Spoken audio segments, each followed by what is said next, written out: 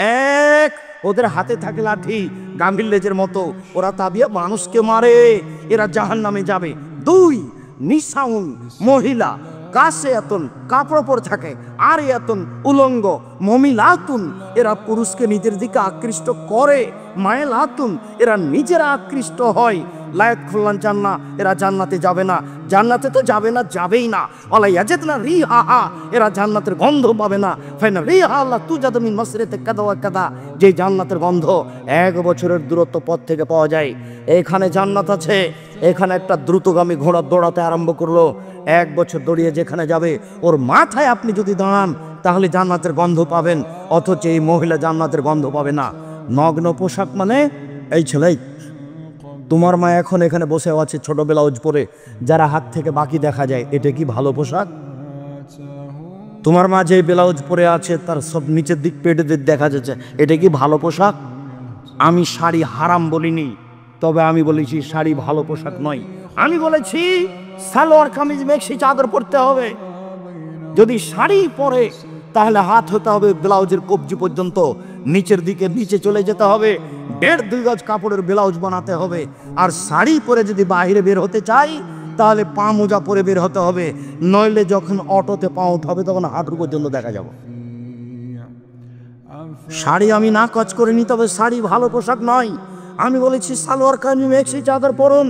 সম্মানিত দিনী ভাই বোন, বলছিলাম এরই না হচ্ছে নগ্ন পোশাক, বিনিময় জাহান্নাম। আবার যখন ওরা রাস্তায় হাঁটে তখন সব পুরুষ তাকে দেখতে থাকে, আবার ওরা যখন রাস্তায় হাঁটে তখন কেন জানি কেমন কেমন করে, আনছান আনছান করে, একবার এই দিকে যায়, একবার ওই দিকে যায়, একবার হাত নাড়ে, একবার মাথার চুল নাড়ে। তার মানে পরিবর্তন হয়েছে ও নিজেই পুরুষের দিকে আকৃষ্ট হয়েছে, যা রাসূল সাল্লাল্লাহু আলাইহি সাল্লাম বলেন। এই ছেলে, 2-1টা ছেলে বাচ্চা আপনার পাশ থেকে উঠে যদি তা আপনি ঠেকাবেন কেন? ও তো এসব কথা বুঝতে পারে না, ও যেতে চাইবে, আর যার সামনে দিয়ে যাবে সে কথা ধরে রাখতে পারবে না। আর আপনি দয়া করে কোনো প্রয়োজন আমাকে দেখায়েন না কিছুক্ষণ। সম্মানিত দিনী ভাই বোন, রাসূল সাল্লাল্লাহু আলাইহি ওয়াসাল্লাম বলেন, লানা রাসূলুল্লাহ সাল্লাল্লাহু আলাইহি ওয়াসাল্লাম আকিলা রিবা ওয়া মুকিলাহু ওয়া কাতিবাহু ওয়া শাহিদাইহি, যে সুদ খায় তার উপরে অভিশাপ, যে সুদ দেয় তার উপরে অভিশাপ, যে সুদ নেয় তার উপরে অভিশাপ, যে সুদের অঙ্ক কষে তার উপরে অভিশাপ, যে সুদের সাক্ষী থাকে তার উপরে অভিশাপ, ব্যাংকে যত ব্যবস্থাপনা আছে সবার উপরে অভিশাপ। আমি বলিনি, আমি অনুবাদক। শেষ বাক্যে তিনি বলেছেন হোম সওয়া, আজ থেকে তওবা করে উঠতে হবে, আর যেন কিস্তি না চলে। তোমার চলবে না, তোমার বাপের চলবে না, তোমার বোনের চলবে না, তোমার মায়ের চলবে না, একবারে টোটালি কিস্তিতে পেশাব করে উঠতে হবে। আবু হুরায়রা রাদিয়াল্লাহু তাআলা আনহু বলেন, রাসূল সাল্লাল্লাহু আলাইহি সাল্লাম বলেছেন, মায়াকুলু দিরহাম রিবাহু ইয়ালাম আসার মিন সিদ্দাতি ওয়া সালাসিনা জিনিয়া, কেউ যদি জেনে শুনে 1 টাকা সুদ খায় 36 বার জেনা করে যত পাপ হবে, 1 টাকা সুদ খেলে তার চেয়ে বেশি পাপ হবে। আমি বলিনি, আমি অনুবাদক, এ কথা আমি বলিনি। হ্যাঁ বাচ্চা, এই কথা আমি বলিনি, আবার অনুবাদ করছি। রাসূল সাল্লাল্লাহু আলাইহি সাল্লাম বলেন, মায়াকুলু দিরহাম রিবা ও ইয়ালা, কেউ যদি জেনে শুনে 1 টাকা সুদ খায়, ইয়া সাদ্দু মিন সিদ্দাতি ওয়া সালাসিনা জিনিয়া, 70 বার জেনা করে যত পাপ হবে তার চেয়ে বেশি পাপ হবে 1 টাকা সুদ খেলে।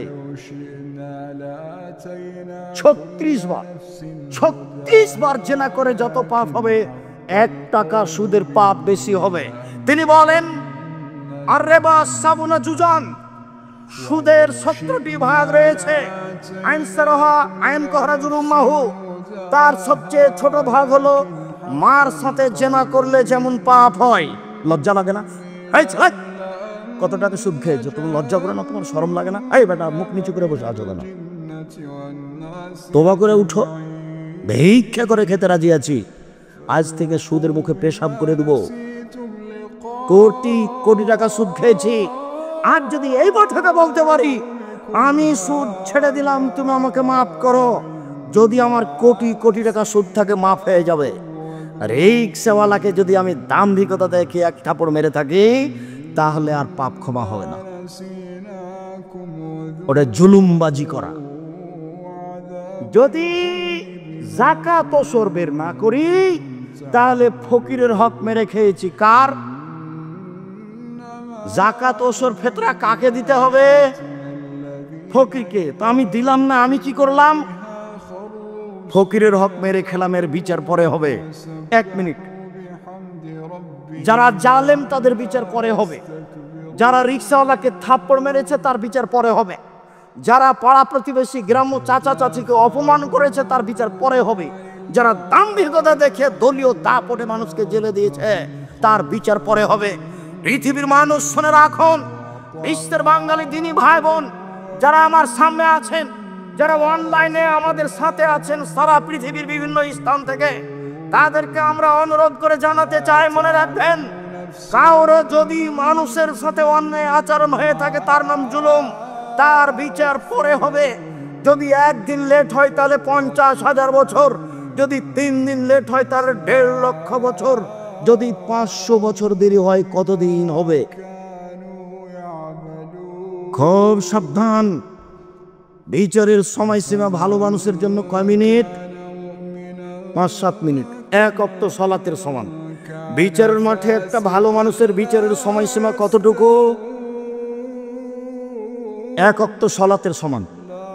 1 ওয়াক্ত ফরজ সালাত আদায়ের সমান।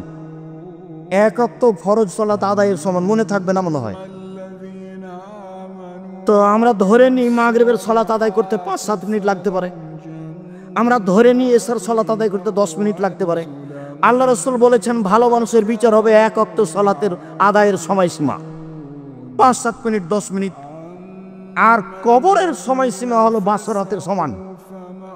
বাসর রাতের সমান।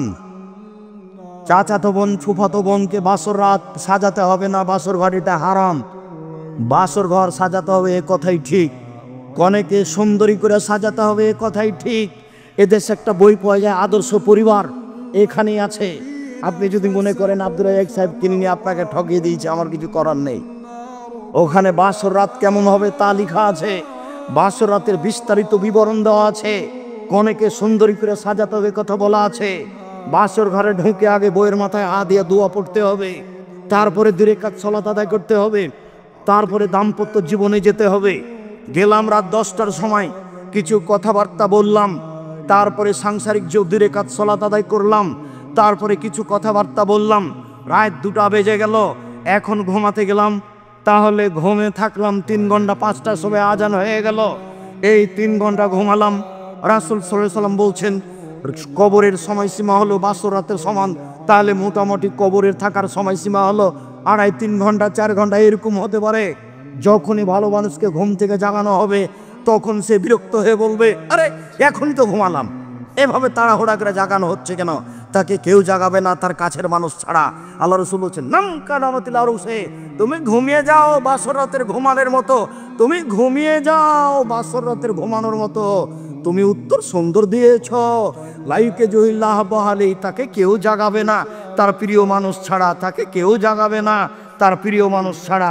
যখন জাগাতে যাবে তখন বিরক্ত হবে, এই তো ঘুমালাম তুমি জাগালে কেন? অথচ ঘুমিয়ে আছে 2000 কোটি বছর থেকে, 400 কোটি বছর থেকে, 20,000 বছর থেকে, 50,000 বছর থেকে ঘুমিয়ে আছে। কিন্তু যখন তাকে উঠাবে তখন ও কি মনে করবে? বুঝাতে পারলাম না, কেবলই ঘুমালাম তো বাসর রাতের সমান, এই তো ঘুমালাম। যদি ভালো মানুষ হয় তাহলে কবরের সময়সীমা বাসর রাতের সমান। আর যদি ভালো মানুষ হয় তাহলে বিচারের মাঠের সময়সীমা কতটুকু? 5-7 মিনিট, 10 মিনিট, 1 ওয়াক্ত সালাত আদায়ের সমান।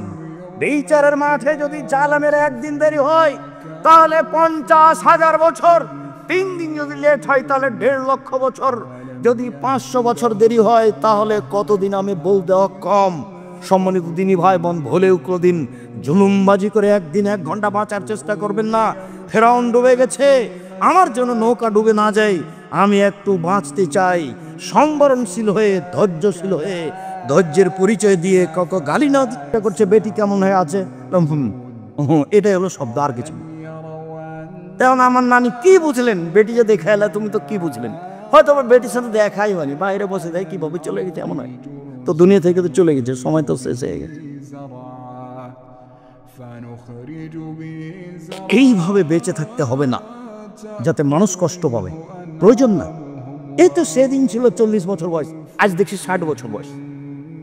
তাহলে আবার কয়দিন পরে ঘুম থেকে উঠে দেখবো আমার বয়স 70 হয়ে গেছে, 80, আমি এখন মরছি, ছেলেরা সব প্রস্তুত, তাড়াহুড়া করে চাপাই নিয়ে যাবে, মেডিকেলে নিয়ে যাবে, যেতে যেতে শেষ। কেউ আপনি এই জীবনে এরকম করছেন? সম্মানিত দিনী ভাই বোন,